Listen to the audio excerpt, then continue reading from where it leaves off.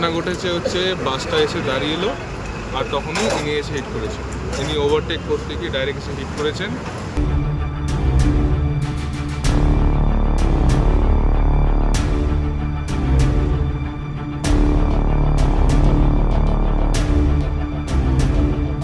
যাত্রীবাহী বাসে নিয়ন্ত্রণ হারিয়ে ধাক্কা এক 4 চাকা গাড়ির।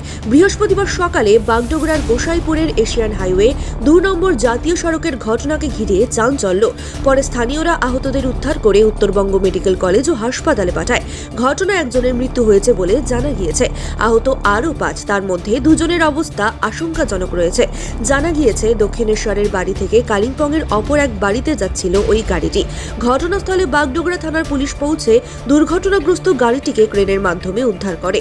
স্থানীয়দের অভিযোগ 4 চাকা গাড়ির চালকের ভুলে এই ঘটনা। 7 সকালে ঘুম লেগে যাওয়ায় এই দুর্ঘটনা ঘটতে পারে বলে প্রাথমিক অনুমান। ঘটনা ঘটেছে হচ্ছে বাসটা এসে দাঁড়িয়েলো আর তখনই ইনি এসে হিট করেছেন। ইনি ওভারটেক করতে গিয়ে ডাইরেক্ট এসে হিট করেছেন। তারপরে হঠাৎ করে কেওস হয়ে গেল আর তারপরে অ্যাম্বুলেন্স তো আসলো না, আমরা দুটো টোটো করে পাঠিয়ে দিলাম। টোটাল 6 জন ছিল, 2 জন সিরিয়াস আছে, বাকি 3-4 জনের লেগেছে বাট নট দ্যাট সিরিয়াস। কয়জন মহিলা ছিল, কয়জন বাচ্চা? কিছু 2 জন মহিলা ছিল, 1 জন বাচ্চা ছিল আর 3 জন মেন ছিল। মেন ছিল। আচ্ছা, কতটা ক্ষয়ক্ষতি, কার চোট লেগেছে বেশি? কার একটা মহিলা আর একটা পুরুষ, ওনার 2 জনের বেশি লেগেছে। কি মনে হয়?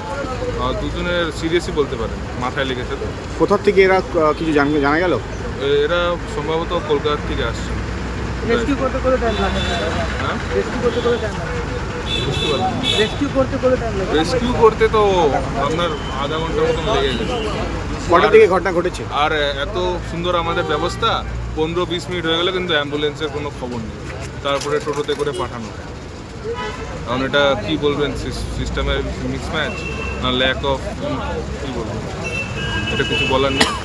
এখন হয়ে গেছে সব আশা করি। এই ঘটনাটা কটার দিকে আর কিভাবে? 6:10। কি মনে করা হচ্ছে ঘটনাটা কেন হয়েছে?